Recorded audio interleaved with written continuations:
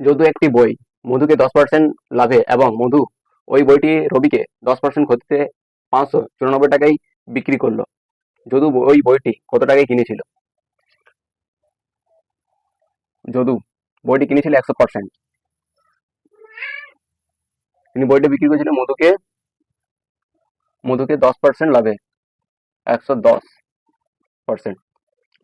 এবং বলা হয়েছে মধু বইটি 10% ক্ষতিতে রবিকে বিক্রি করেছিল। 10% ক্ষতি রবি, 110-এর 10% ক্ষতি আমরা 90% বার করলে হয়ে যাবে 99%।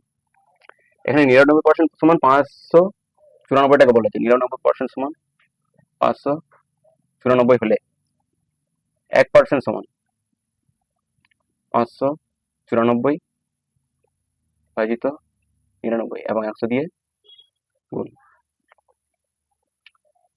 6 দিয়ে কাটলে 6 99, 594 কেটে যাবে এবং 6কে 100 দিয়ে গুণ করলে হয়ে যাবে 600, যেটা অপশন সি রাইট আনসার।